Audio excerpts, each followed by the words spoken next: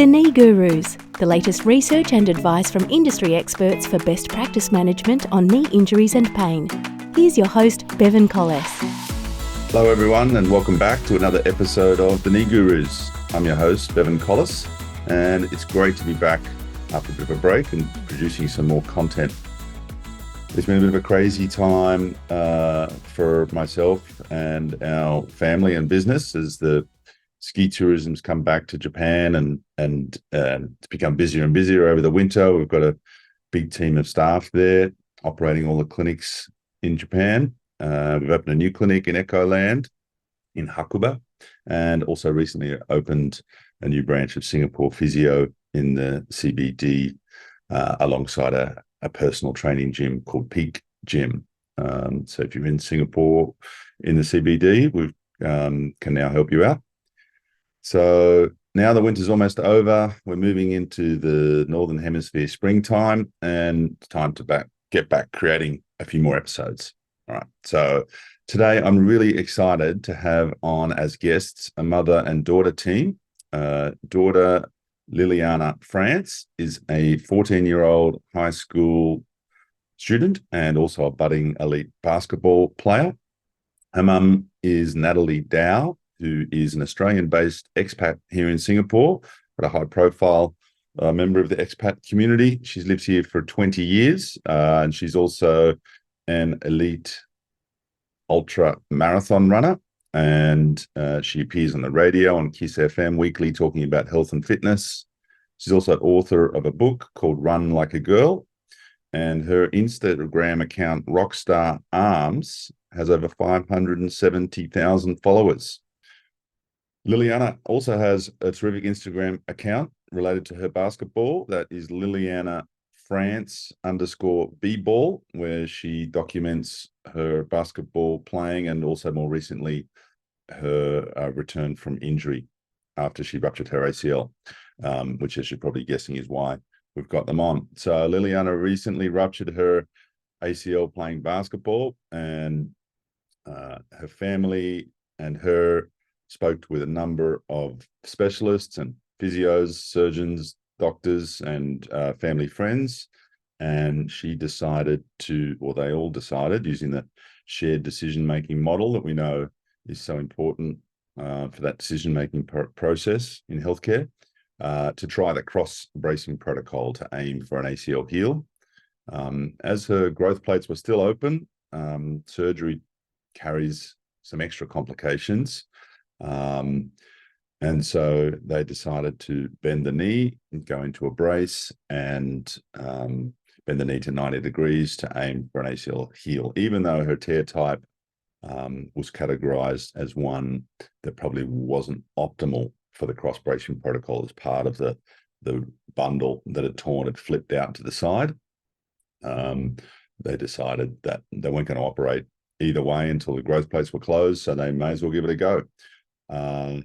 So Liliana and Nat have been in our clinic every week over the whole process of the bracing protocol since their injury, and they've been cared for by our own rockstar physio, Dong Hee Lee, who is a Kiwi passport-holding Australian of Korean heritage. You got that? He's a graduate from the University of South Australia, and he's super interested in knees and really terrific with sports rehab, and we've got a really good facility there for rehabbing all injuries, but particularly for lower limb conservative or post-operative injuries. And so they've all been working really hard through the whole process, and I've been looking forward to getting them on to get their perspective of what happened, and also to find out how the heal went, as they've recently done their 12-week MRI and got the final results. So I hope you really enjoy this episode of the Knee Gurus with Natalie Dau and Liliana France. Let's get to it.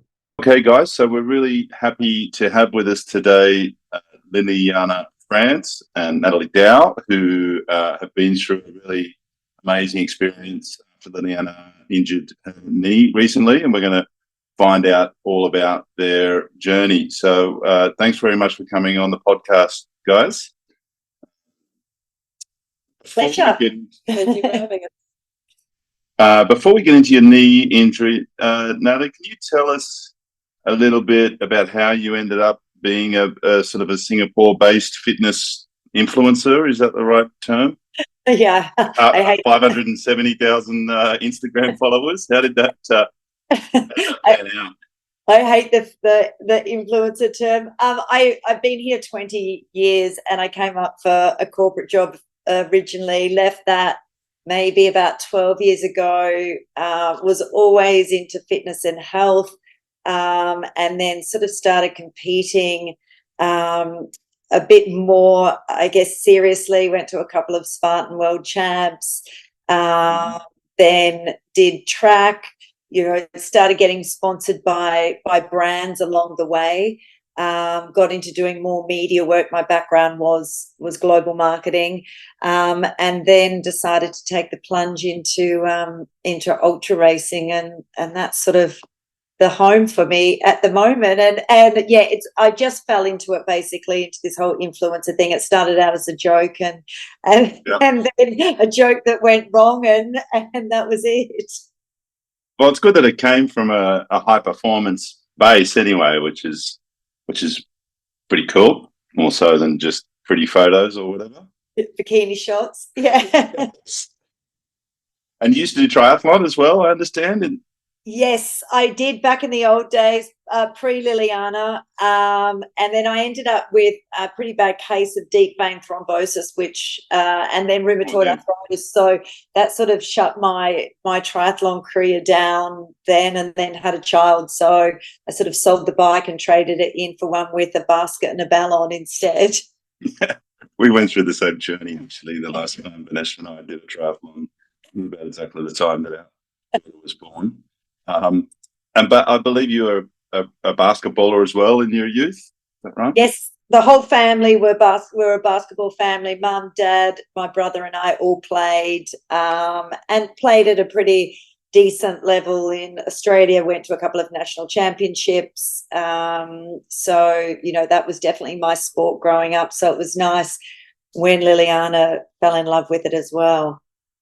Nice. And Liliana, can you tell us a little bit about your athletic background and how you got into basketball? Yeah, so I mean, obviously I've sort of taken in the footsteps of my mum a little bit, and I started playing basketball when I was 6.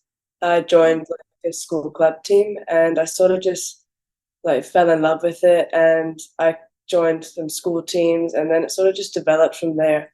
I managed to make my varsity team when I was in grade 8, so I was the youngest player on that team. And yeah, I mean, I've just fallen in love with it, and I've spent a lot of time training basketball and playing it. So that's sort of my main sport and the only sport I really am focused on at the moment. But what else do you do? I play a little bit of volleyball. I've done jiu-jitsu since I was 6. I made the softball team, but couldn't end up playing due to the injury. And I played a lot of other sports growing up. I used to swim, I played tennis, I did track, and of course I go on the occasional run with me. Yes. I always look at your Instagram laughing that you're somehow trying to make Liliana into a dedicated runner. But maybe it'll come later. Well, it seems like you've got a good basketball program there at the school you go to, UWC. So you're in the right place by the looks of it. And just getting on to the injury now, Liliana, can you tell us a little bit about what happened?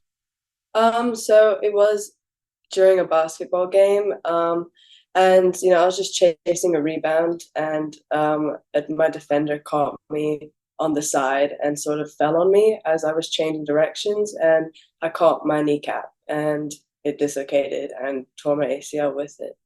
Yeah. So when you say you caught your kneecap, did it hit the court? I sort of caught it under my own leg. My knees crossed each other, and it sort of pulled it out because there was a lot of force and power that was sort of in the mix of it all. So it was a lot of different stuff happening. Yeah. Interestingly, as we were saying in the clinic there, 90% of the time, the injury happens in the knee. So it was a bit of a shock. And I think, as you said, it was a bit of a shock. So, how did you recover from that? it's almost a good sign that there was an outside. There wasn't necessarily a biomechanical cause that caused you to do your ACL in the sort of non-contact ACLs. So hopefully that augurs well for you not re-rupturing it in the future. Dare I say that? And so what happened after you got injured on the court? You obviously got taken off, and what was the sort of progression as far as your care from there? I mean, you know, I got taken off the court, as you said, and we obviously went to the hospital, got an MRI, and we booked an appointment with our a proper knee surgeon, and sort of went through the MRIs 2 days later, and you could see a complete tear. There was signs of the kneecap dislocating, and there's a little bit of like fractured bone. And the doctor said that we shouldn't operate and that we should take up this new protocol. And that's sort of how we all got introduced to the cross bracing. And in that like meeting, he put the brace on me and locked me at 90, and we went to the physio the next day. Yeah, so it was all in the span of 3 days where we started the whole process. Awesome. And as we know, with cross bracing protocol, the clock's really ticking from as soon as you do the injury. So it's terrific that you had that great advice early on. And so how did it go from there? You got locked at 90 at day 2, did you? Is that right? Yes, I believe day 2 or day 3. Yeah. So he sort of just said, we'll try it out. And so he put the brace on and just tried his best to put it at 90 degrees. I was still in pain a little bit. And swollen. And it was swollen as well. So it was quite difficult. But after that, you know, we went home and I was on crutches. And yeah, I mean, physio the next day, and we sort of researched about it more after that doctor's appointment. So we sort of knew what we were getting into a little bit.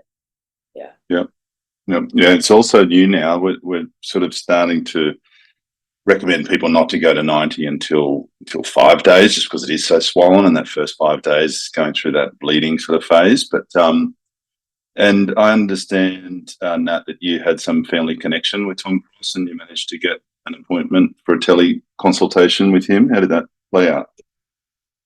Yeah, it's a very small world, and he's good family friends with some friends of ours in Sydney and their parents, and his dad was friends with our friends' parents. He was great. We got straight on with him. He looked at the MRIs and definitely read them in a different, more detailed way. I mean, we knew her growth plates were open. That was one of the reasons that we were tending not to operate, because they were very open. And he was encouraging. He did, you know, he was upfront and honest, most definitely, and said that he didn't think that potentially you'd have a full heel, that, you know, it wouldn't be full thickness because of how bad the injury was. But he did say that, you know, it was worth a try. She's still growing, and to give it a go. So, you know, so we trusted him and kept it at that. And, you know, he was very encouraging and supportive, and it's not very often you get doctors WhatsApping you and checking in every week and being available. So I think that was, you know, that was very much, you know, a positive for us, and very supportive. If we had any questions, he was only a WhatsApp message away. Yeah. And I understand he sort of gave you a percentage of your likelihood of a heel. How did that, did you sort of mention that during the consultation, or put it in writing afterwards? Yeah, he did. He said 70% he gave us, and that shocked us both. We were sort of thinking, oh, you know, we'd read the studies and we're thinking it's going to be 90.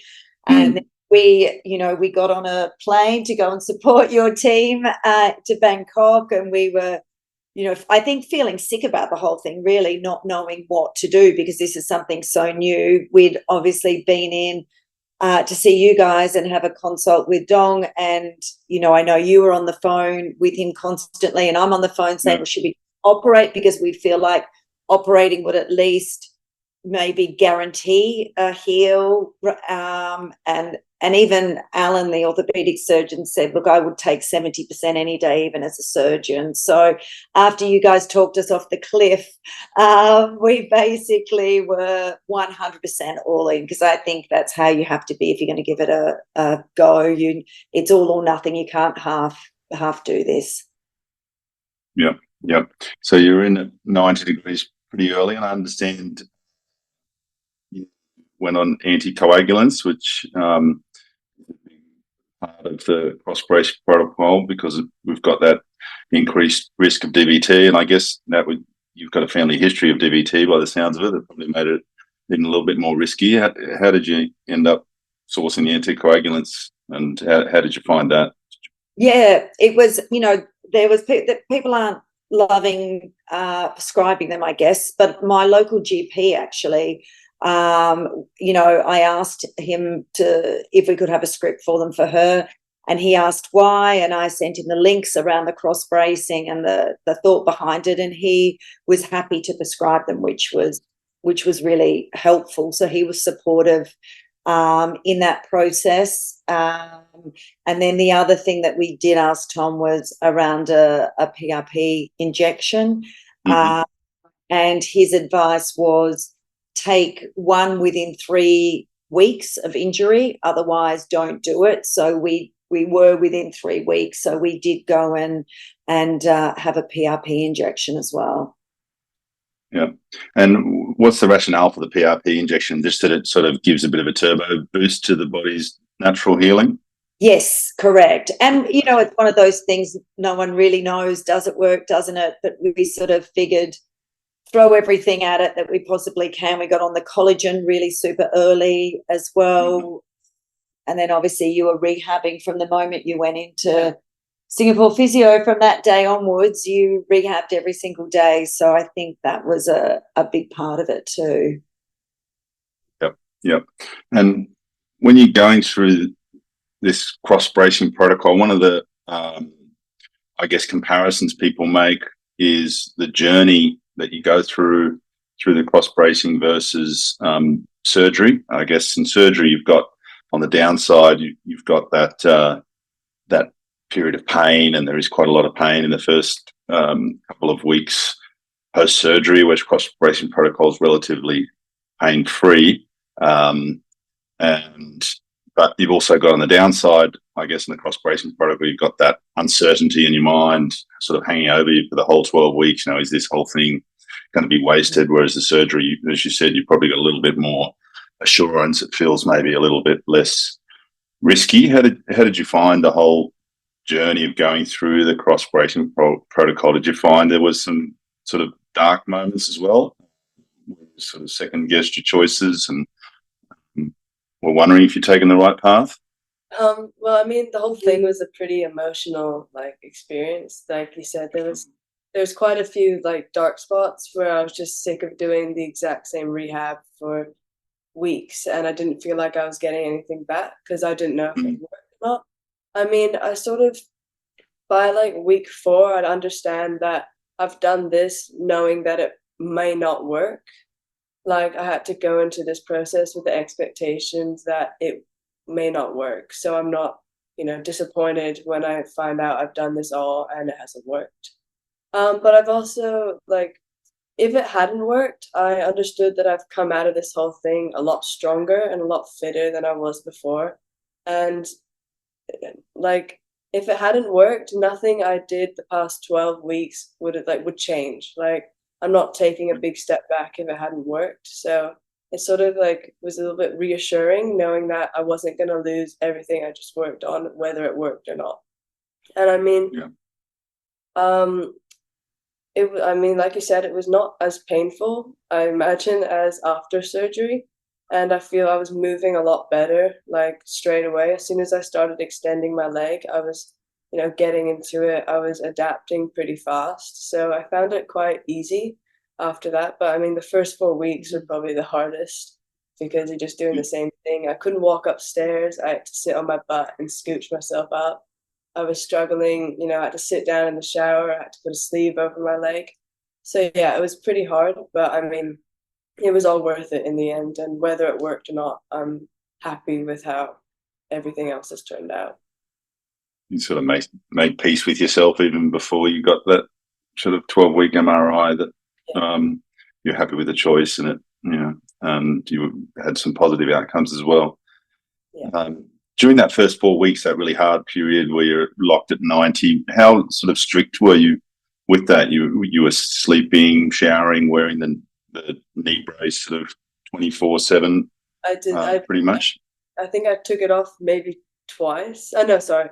I took it off to shower twice, like in the shower twice. But to like properly wash my leg down, I would sit on the toilet, not move my leg, and get like a cloth with soap on and like wipe my leg down so it was still clean. But I made sure, I was too scared to move it. I didn't want to move it. So I was like very strict. I slept with my brace on. I loosened it, but not too much that I could extend my leg. So I was like very, very cautious with it. I didn't want to disrupt the process. So I was more scared to straighten it than keep it bent. Yeah. And I think that's a hard thing for people to get their head around. Like I know Tom Cross uses the analogy of the ruptured ACL being like a broken bone, where the bone's sort of flapping away. Then we obviously need to control the movement of the bone and hold them as close together and be very careful with the way we move it until they're fixated with plates. But because we can't see that in a ruptured ACL, and our knee, potentially could move without necessarily any pain, it's hard for people to wrap their heads around that concept. What was it that sort of gave you that mental imagery that convinced you to be so strict? Was it explained to you, that analogy between a broken bone by Tom or Dong, or the It's been explained that being locked at 90 is sort of the healing, like the rejoining process, where your joints are closest together. So it's like the 4 weeks where it's most likely for it to rejoin. And that I've sort of kept that in the back of my mind going, don't straighten it, don't ruin your chances of it not joining because you've moved it like a little bit.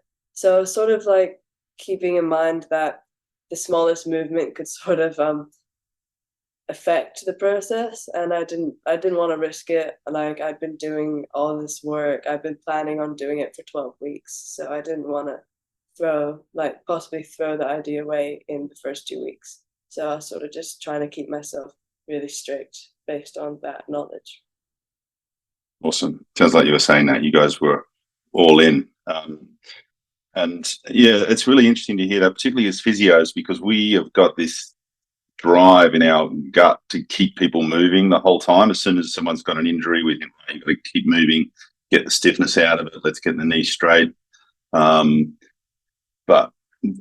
sometimes I think we can probably forget the importance of the healing phase because we're so obsessed with moving. And interestingly enough, if you look at the way that hand physios practice, if you rupture a tendon in your finger or do a vulnar plate injury, the hand physios have been doing it for 30 years, locking your finger in a certain position, and there's no movement. They're really afraid of movement. They want to lock it in there. They're not worried about stiffness or muscle loss or any of that. But for a normal musculoskeletal physio who mostly sees the lower limb, we really kind of have to fight against our instincts to isolate a joint so much when we know that there's going to be some stiffness and possibly weakness associated with it. And I think that's probably one of the criticisms of the cross-bracing protocol, and why so many of particularly physios have a hard time accepting it, really, because it goes against our nature in a lot of ways.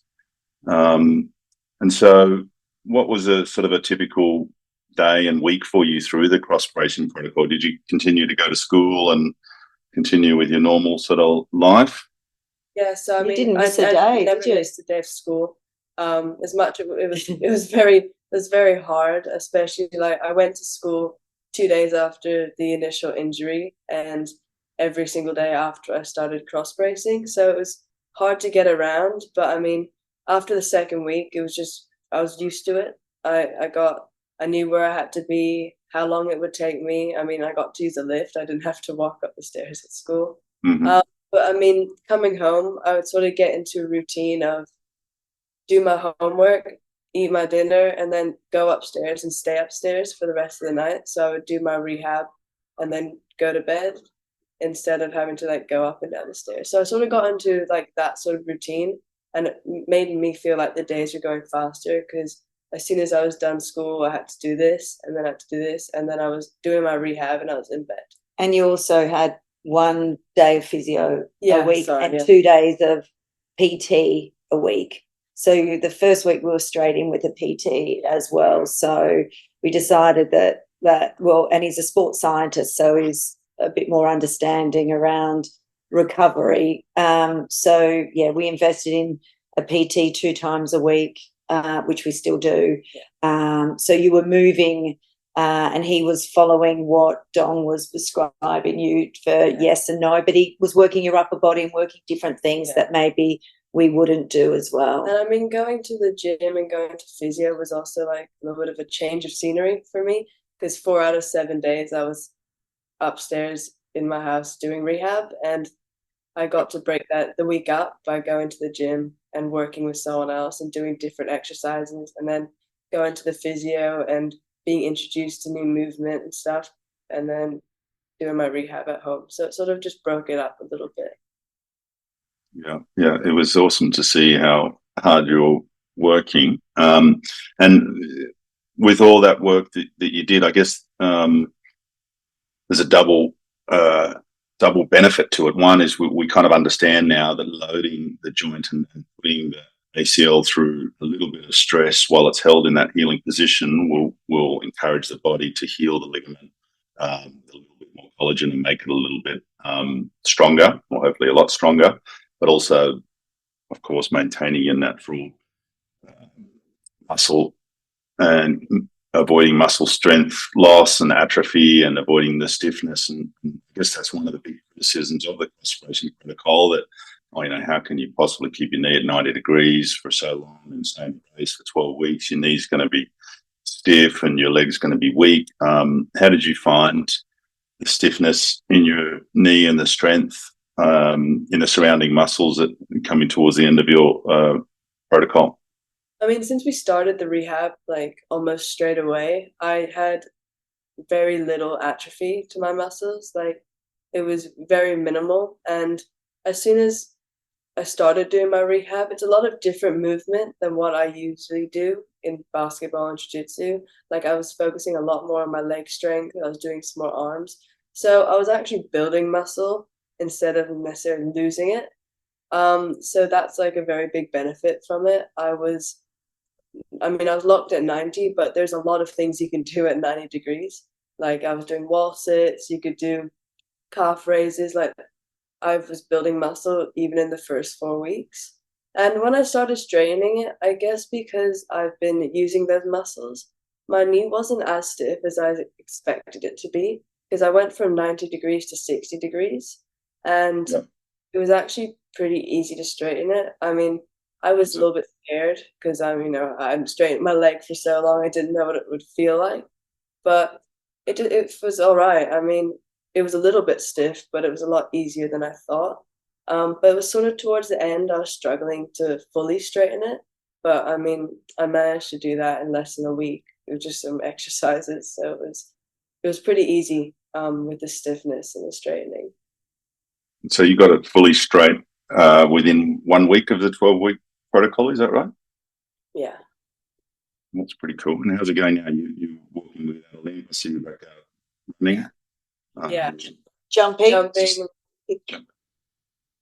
Yeah. Cool. And I was going to say, so what sort of tips and tricks would you have for someone else who's going through that 90 degrees? I know you used a knee scooter for a bit, but found it didn't really work for you. And did you mostly use crutches? And what hacks did you have that you might be able to share with other people? I mean, the crutches are always they're probably the hardest part of it all. I mean, it's very annoying. They cause a lot of pain, like under the arms and stuff. And I had to use like underarm crutches because I couldn't properly put my foot on the floor. But as soon as you start straightening, I moved to the elbow crutches. But in that first 4 weeks, I mean, it's gonna be hard no matter who does it. Like the rehab is boring. Um, it's you need quite a bit of motivation to do the rehab as well because you don't feel like you're getting anything back. And I mean, my mom and my dad both sat up there with me and watched me do my rehab and talked to me through it or did it with me, and that I mean that really helped. Also, just like allocating a time to do it, so you're very scheduled. And I mean, even going to the physio, there were some like challenges that I had to do a knee extension every week to test like my strength between my two legs, and I looked forward to that because I sort of made it feel like a competition. It made me want to improve. So I mean, setting those um like competitive like challenges. I'm a competitive person, so I adapted well to those, and I enjoyed doing them. And I'm like, oh, I hope I get a better score, and you do extra rehab to make your legs stronger and stuff. So it's sort of like, I mean, the company during the rehab, and I mean, I always felt I could talk to my mom and my dad if I felt like I needed like some relief almost. And I mean, just being able to see friends during it. It's a lot of times people think they can't go out and see like their friends or other people, but as long as you're in a environment where you can be like comfortably, because it's not fun being locked at 90 degrees and a lot of things you can't do. So but, I mean, if you take the time and see your friends, I mean, even at school, it was quite good because I was just like before I injured myself, school thing, it's a very normal thing. So I got into a routine of going to all my classes and seeing all my friends at lunch and doing my work. So it sort of put the distraction like on a little bit because I was just in the routine as if I'd never hurt myself. So yeah, it was. Yeah, and we was always a bit entertaining in the clinic having a look at your or depressing for someone like me. Liliana, for listeners, is a very, very strong young girl. If any physios out there are doing the isometric knee extension test with your dynamometer, she's pushing about 700 newtons on her good leg, and I think she was up to 500 on the injured leg, which is probably about, I think I push about 700 or something. So it's a bit depressing for to be out muscled by a 15-year-old girl. But what were the final results now, Lilia? You Latest one's up to now, dinner? 583 or I actually haven't done it for a few weeks. I'll see about that tomorrow. what did you do with your calf? I did my calves. I got about 1,397 newtons on both calves. So there's about a 1% asymmetry. So I was pretty happy with that. Awesome. And the jump test, there was only about 14% difference. Yeah. So I mean, I'm enjoying the new competitions and challenges, and I mean, it's motivating me even more now being out of the brace because there's so much more I can do. Yeah. Wow. Well, it sounds like you're starting from a pretty high level in a post brace period. Sorry. So it's all looking good. So leading up to that pivotal 12-week MRI, for those people who aren't familiar with the cross bracing protocol, one of the sort of pivotal moments is this 12-week MRI when you kind of find out whether the ACL has healed or not. And I think probably due to Mum's profile and the fact that it was the first ever, or is the first ever, and always will be the first ever cross bracing protocol case in Singapore, everybody in the clinic was very nervous and excited for it, a bit like opening the Oscars envelope to find out if you've won or not. And had a consult with Tom Cross and found out that you had a full thickness heel and even the flipped segment of the ACL tear, which was what made you not such a great candidate for the cross bracing protocol, had flipped back in and rejoined. Yeah, how was that to go through that experience and consultation with Tom? I mean, like I said before, I went into this whole thing and not expecting it to work because of the flip bundle and 70%. I know it's somewhat high, but I was I was hoping for more because I didn't know the severity of the tear. But I mean, it didn't really hit me hearing that until a few days after. Like I've been expecting it to not work. It sort of took a while for me to understand that it had worked and that all my work had paid off, whether it was all the rehab or the PRP or taking the daily collagen. Like everything I did was worth it in the end. And I mean, I'll never know what made it heal.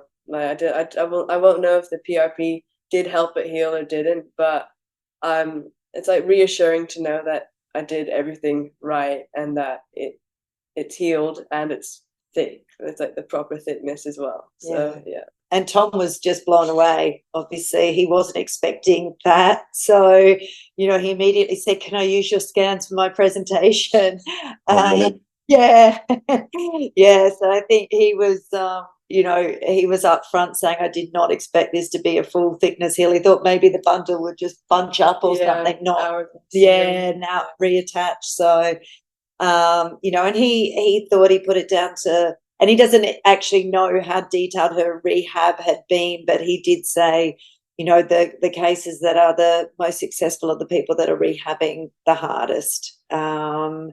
So, he was thrilled, and it was emotional, but we were all thrilled because we weren't going to operate no matter what. We'd made that decision that if it hadn't worked, we weren't going to put her under the knife straight away. We were just going to keep treating it conservatively and keep building strength and go from there and see how she coped. That the decision was never to operate after those 12 weeks. So we'd sort of come a long way from expecting an operation to, even if this cross bracing doesn't work, we're still not operating at this point in time. And your growth plates are still very much open. So still growing.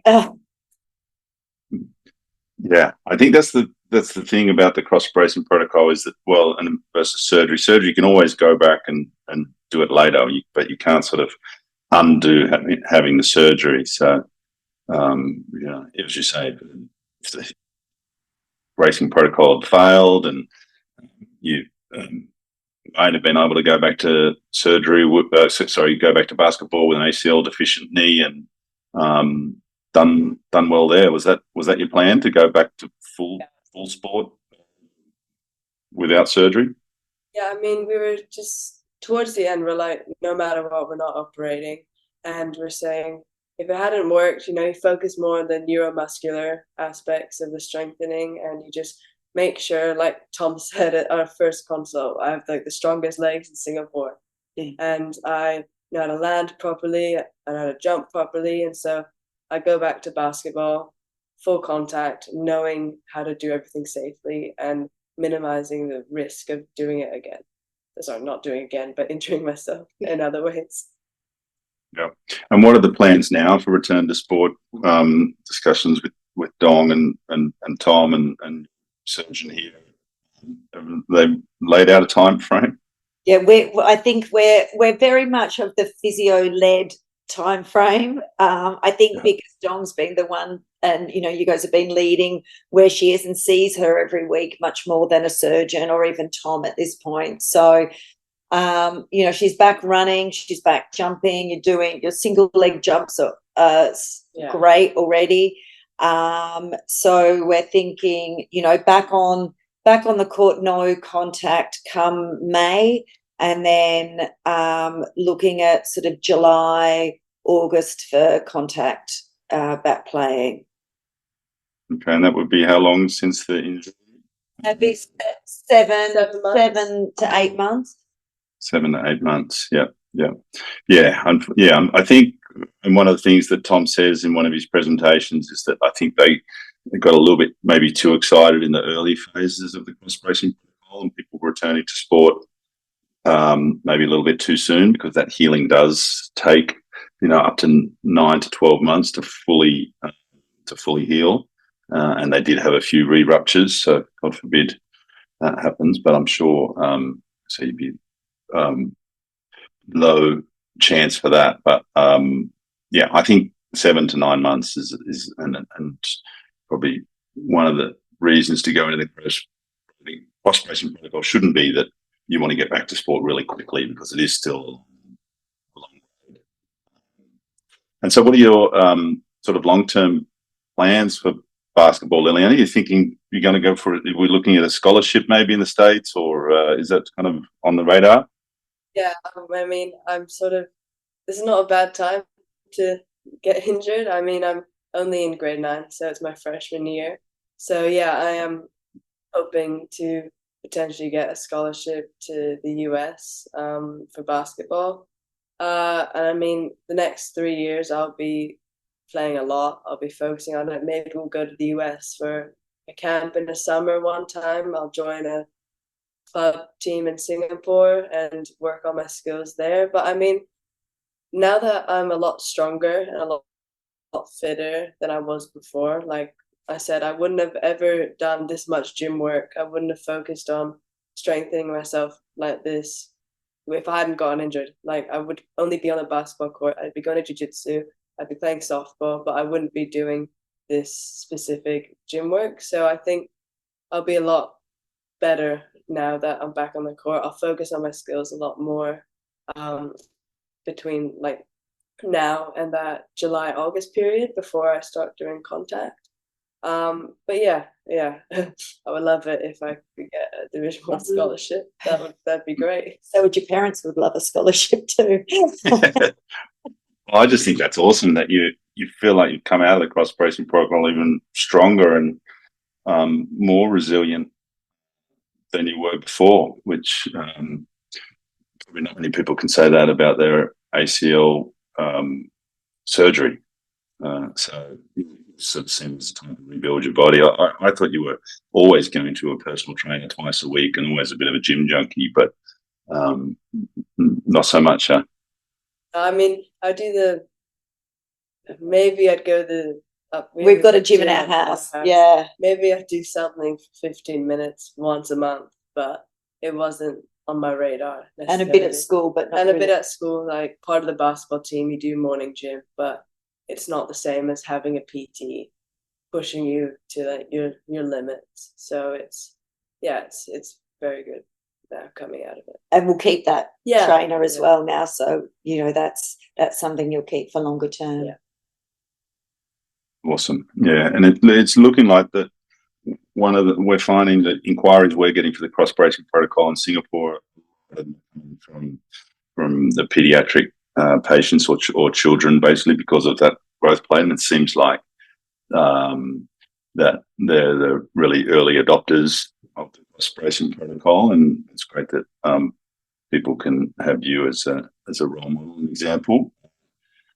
What sort of other advice would you have for people that have ruptured their ACL? I'm sorry to put you on the spot with this one. I know, but did you know much about the ACL injury before it happened, and how was your sort of journey through the knowledge of what happens to the ACL, and how would you recommend other people go about that if they've just ruptured their ACL and they're listening to this, wondering what they should do? I had no idea about any ACL injury when it happened. I knew what an ACL was. I knew I had one, but I didn't have any idea on the severity of my tear. I didn't understand like the concepts of, each part of it, what like factors contribute to how it heals and stuff. And I mean, luckily I have my mum who did all the research. She joined a Facebook group for cross-bracing protocol, did all the research on surgery versus like non-surgery. Non-surgical, yeah. I mean, throughout the whole thing, I was getting educated on it. I mean, even going to the physio, I was starting to understand more and more about it because we were talking about it a lot. And it sort of just became a big topic in a lot of conversations. So, I mean, if it ever happens, I think it's good to know what you're getting into, and it's different with every person. So a big factor was that I was growing, and Yeah. I don't want to risk that because I would like to be tall for basketball. So if that's a big factor in someone's, then you need to understand the risks of having surgery with open growth plates. And I think even knowing that both the cross bracing protocol and surgery, they're not guaranteed. So I think once I understood that, I felt a lot better doing the cross bracing protocol, knowing it wasn't guaranteed, than thinking about having to get cut open and recovering from a hamstring and ACL reconstruction. So I sort of liked my chances better knowing that it might not work, but I'll come out stronger than a surgery that won't work and I'm back at zero. So, I mean, it took a lot, but I mean, I got there. And as soon as I started straining my leg, the weeks went by very fast. And I mean, the PT helped because it changed every week. Like the things I were doing were progressing. So I knew I was getting stronger with that. And even physio, like seeing my scores on the dynameter. I mean, I'm like, oh, I'm getting stronger. And it's every week I get to look back at that and see how much stronger I've gotten.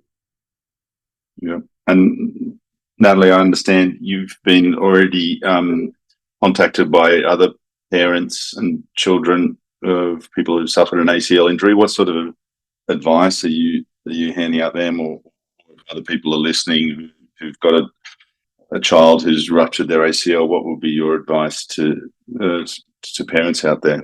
Yeah, I mean, I think it's, I think I've spoken to about 10 sets of parents now and children. Really? Yeah. And I just think it's as a parent, I think it's up to us to do our research and be more informed. It's very much, I think the medical system is very much focused on operate because that's what's always happened. But, there are other options, not saying cross bracing is for everyone, but it's certainly something, people should consider rather than cutting a 14-year-old or however old open unnecessarily, and understanding what the rehab looks like. A lot of people, I think, have the focus of if we operate, then that's okay, the rehab's okay. No, it's just as hard. So understanding that the operation's day one and then the rest comes after that. And as I said, it's not for everyone, but understanding that, and it's not just for children as well. If adults have got ACL injuries, then there's nothing stopping them do it. As you know, Matt, my husband, Liliana's dad, is bracing at the moment, doing his ACL, rather than operating, so we're keeping it in the family.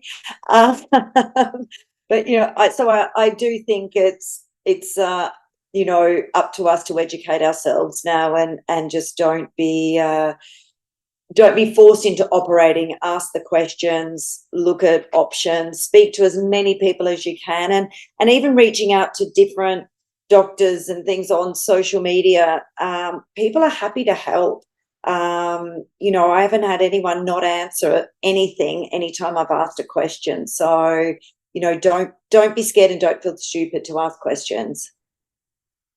Yeah, for sure. And that's part of the reason I started this podcast. Really, was we were having these conversations with people that have just ruptured their ACL skiing every day and have been doing for many years, and it's just such a steep learning curve because maybe it doesn't come across. People don't, just unless they've suffered one, they don't really think much about it. So that learning curve is so steep, and unfortunately, there's no general consensus in the medical community. You go and see 4 different health professionals and get 4 different pieces of advice, and another 10 pieces of advice from family and friends who've been through something similar. So it's a hard time, that particularly now we've got that time window, whether to enter a bracing protocol or not, makes it even more confusing and scary for people. So I really hope this, you guys sharing your journey with everybody, will help a few other people out there who are going through a similar thing that you did. And yeah, we really appreciate you coming on and sharing your journey with us. It's been terrific. And thank you to you guys too, because it's a team effort. As much as she's going through it, the support has been amazing. And I think that's helped a lot, talking us off the cliff a few times, worrying about your mental health, supporting you and building a trusting relationship, and encouraging you to do exercises even when you're not feeling comfortable doing them, but you're in a safe space has certainly made a huge difference to the whole process. Awesome. Well, thanks very much for coming on, guys, and we wish you every success. I'm sure you're going to keep working really hard on the rehab and journey back, and we look forward to following your career, Liliana, and seeing you hopefully on this year at some stage. Yes, definitely. Thank you. Thank you very much. Thanks for the time, guys. Catch you again in the clinic, maybe very soon. Yes. Right. Bye. The Knee Gurus, brought to you by Asia Physio, providing world-class physiotherapy care across Asia. Visit our clinics in Tokyo, Singapore, Niseko, Hakuba, Nozawa and Myokokogen.